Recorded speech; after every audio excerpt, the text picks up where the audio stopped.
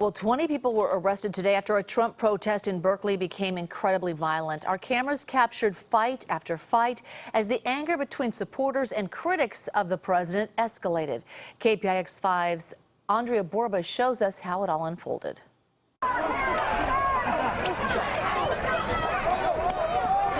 The script is familiar by now. A right-wing group shows up anywhere in Berkeley. And that rally meets a loud and even larger counter-protest. This time under the title of Patriots Day at Civic Park, Berkeley PD tried to separate the warring right and left factions with flimsy orange fencing. The fencing was tossed in under an hour, replaced with a melee.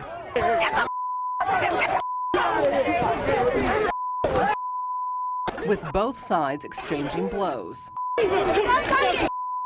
as well as M80s and pepper spray and rocks. Civil discourse set aside for violence, while BPD watched, trying to contain the crowd of 1,000. One of the things about Berkeley is that they're restricting freedom of speech.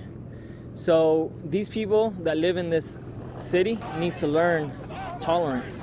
The rally, response, and violence were almost entirely predictable. There's a difference between free speech and free action. What's happening here is just like that. This is turning to action. Was it almost a provocation to those groups? That us coming here? Yeah. Yeah. Well, it was about that, to raise awareness. In the end, there were arrests and injuries. I personally believe that we should come back every single week until they understand what America's about, and it's about freedom of speech. What if the anti-Trump folks showed up for a rally in Bakersfield just to provoke you guys? Would you show up violently? You know what? I'm a very tolerant person. And still no real understanding between fractured sides that mirror the United States that freedom of speech protects you from the government, not each other.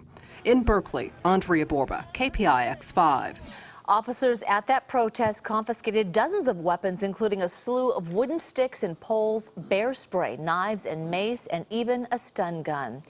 Just last month, pro-Trump and anti-Trump protesters clashed at the same park in Berkeley where violence erupted today. Faces were bloodied and bodies were bruised. In all, 10 people were arrested in last month's protest. And in February, another protest in Berkeley, this one on the Cal campus, also turning violent. It was sparked by a planned appearance by the right-wing commentator Milo Yiannopoulos. At least 6 people were injured.